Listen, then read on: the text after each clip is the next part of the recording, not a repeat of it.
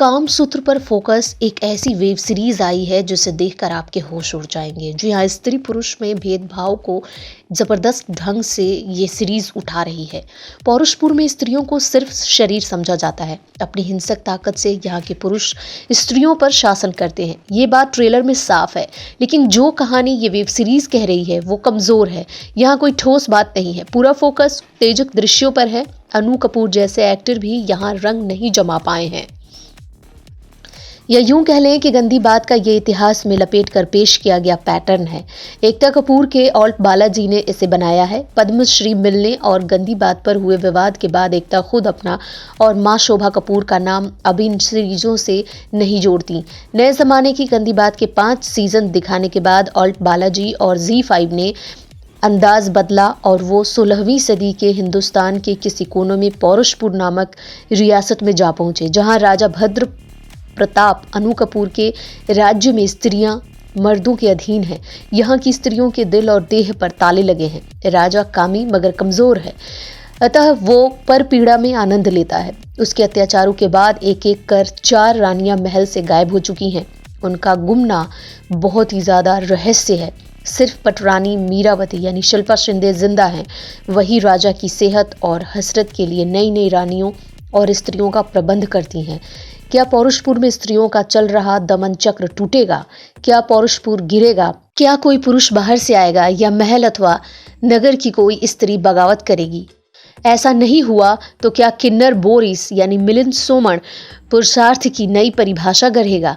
पौरुषपुर कमजोरियों से भरपूर सीरीज है। सीरीज की 7 कड़ियां औसतन 20-20 मिनट की हैं और इसमें कहीं आनंद नहीं है। स्त्री देह, कामोत्तेजक दृश्य और समलैंगिक स्त्रियों पुरुषों के प्रति रति प्रसंग दिखाने पर पूरा फोकस किया गया है। वासना कहानी को पिरोए रहने वाला सूत्र है। हालांकि कहानी कच्ची है, टूटती बिखरती रहती है। ऐसा लगता है कि किरदारों की रचना ये ध्यान में रखते हुए की गई है कि कैसे कहाँ उन्हें कामुक दृश्यों में फिट किया जा सकता है। डायलॉग के नाम पर सस्ती लाइनें हैं, जैसे हमारी जिस्म में तपिश भरना तुम्हारा काम है, हमारा नहीं। औरत या तो चुनौती देती है या चिंता। औरतों की बात को गंभीरता से नहीं लेना चाहिए। इस तरीके की बातें हैं इसमें, डायलॉग्स हैं।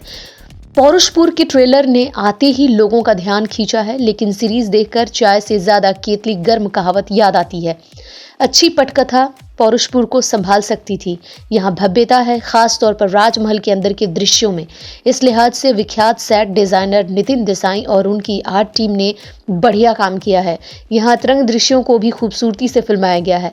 मेकअप, हेयर और लाइट से लेकर कैमरा टीम भी बेहतरीन है। लेकिन बड़े पर्दे की बात हो या मोबाइल स्क्रीन की, सिनेमा सिर्फ तकनीक और चमक दमक नहीं है, वो ऐसी कहानी है जिसमें अभिनेता जान डाल देते हैं।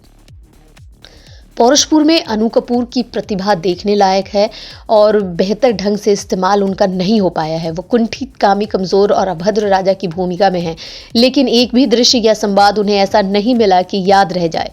यही शिल्पा शिंदे के साथ हुआ है। वो रानी कम और राजा की दासी अधिक लगती हैं। पौरुषपुर में राजा भद्र प्रताप की कामुकता के साथ कुछ उपकथाएं जोड़ी गई हैं, जो आपको देखने के बाद अंदाजा होगा।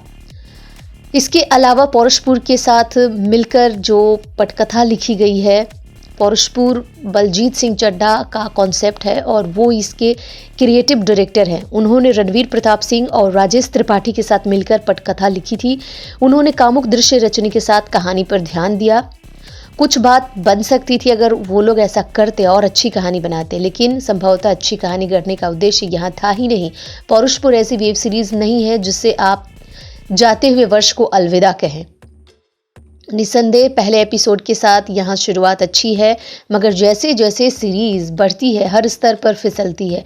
अगर आप रुचि कुछ खास दृश्यों में रखते हैं तो वो सीरीज फास्ट फॉरवर्ड करके निपटाए जा सकते हैं। वेब सीरीज सवाल उठाती है कि क्या स्त्री पुरुष के बीच का फर्क कभी खत्म होगा? फिर जवाब भी देती है कि कभी नहीं, क्योंकि ये फर्क तो खुद ईश्वर ने बनाया है। वास्तव में ये एकता कपूर एंड कंपनी का सस्ता स्त्री विमर्श है, जिसे मर्द विरोधी रंग से चटक बनाकर पेश किया गया है। मगर इसके बावजूद यहाँ हर दृश्य में स्त्री खिलौना बनी हुई है, जिसे मर्दों के बाजार में ही बेचने के उद्देश्य से बनाया गया है। तो आपको ये मूवी रिव्यू कैसी लगी ज़रूर बताएं। इसकी पटकथा आपको कैसी लगी ज़रूर बताएं। इसके साथ ही बिग स्क्रीन की तरफ से आपको ढेर सारी शुभकामनाएं नए साल की। नए साल में अच्छा कीजिए, आगे बढ़िए और स्वस्थ रहिए। Happy new year.